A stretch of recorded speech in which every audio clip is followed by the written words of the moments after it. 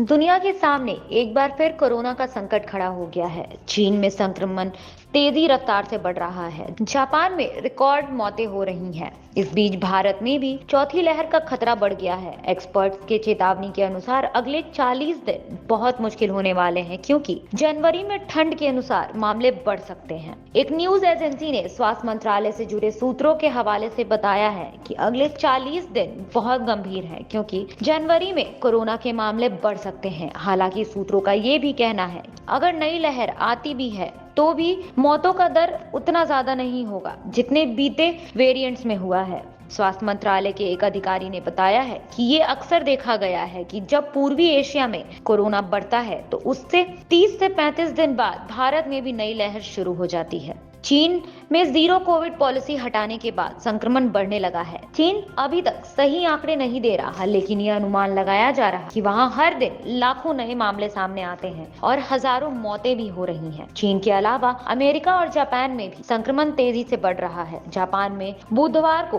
Corona से 415 लोगों की मौत हो गई है। ये जापान में एक दिन में हुई मौतों का सबसे बड़ा आंकड़ा माना जा रहा है। इन देशों में ओमिक्रॉन का सब वेरिएंट BF.7 संक्रमण बढ़ रहा है। ये सब वेरिएंट कहीं ज्यादा संक्रामक है। इससे संक्रमित एक व्यक्ति अमूमन 16 लोगों को संक्रमित कर सकता है। भारत में BF.7 के मामले सामने आ चुके हैं। सूत्रों ने बताया है कि 2 दिनों में विदेशों में आए 6000 यात्रियों में से 39 कोरोना पॉजिटिव मिले हैं। भारत ने चीन, जापान, हांगकांग, दक्षिण कोरिया, थाईलैंड और सिंगापुर से आने वाले यात्रियों के लिए कोरोना की निगेटिव रिपोर्ट जारी कर दी है। हालांकि एक सर्वे में सामने आया था कि 10 में से 7 भारतीय चाहते हैं कि विदेशों से आने वाले फ्लाइट पर रोक लगा दिया जाए। फिर भी सरकार ने अभी तक ट्रैवल को बैन नहीं किया है। वहीं भारत में अभी जो हो रहा है और जिस तरह का एक्शन लिया जा रहा है वैसा पहले भी हो चुका है। हालांकि उसके बावजूद भारत में कोरोना की 3 लहर आ चुकी है। पिछले 3 लहरों का ट्रेंड बताता है कि कैसे धीरे धीरे करके मामले बढ़ते हैं और फिर अचानक से संक्रमण तेज हो जाता है।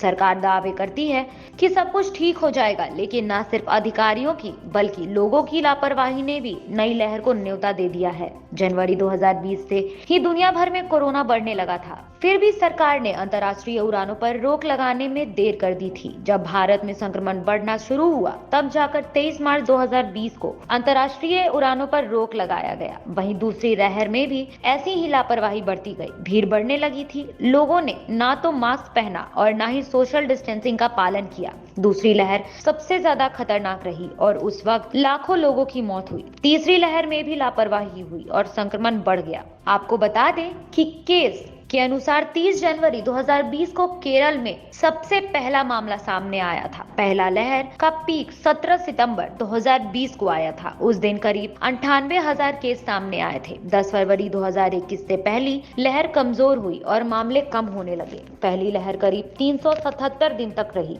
इस दौरान 1.08 करोड़ मामले सामने आए और 1.55 लाख लोगों की मौत हुई। वहीं दूसरी लहर की बात करें तो दूसरी लहर मार्च 2021 से ही संक्रमण के मामले तेज बढ़ने लगे। अप्रैल और मई में दूसरी लहर अपने चरम पर थी। 1 अप्रैल से 31 मई यानी 61 दिन तक का कोरोना दूसरा लहर चला और ये इतना खतरनाक हुआ, इससे अमूमन 4,14,000 से ज्यादा लोगों की मौत हुई और वहीं कई लोगों के मामले पॉजिटिव भी सामने आए। वहीं ओमिक्रॉन की वजह से देश में तीसरी लहर की शुरुआत हुई। 27 दिसंबर 2021 से तीसरी लहर शुरू हुई। 21 जनवरी को इसका पीक आया। उस दिन 3,47,000 मामले सामने आए थे। फिर संक्रमण कम होने लगा। तीसरी लहर संक्रामक थी लेकिन जानलेवा नहीं थी। मात्र महीने भर में ही तीसरी लहर में भारत में 50,05,000 नए मामले सामने आए, जबकि 10,465 लोगों की मौत हुई थी।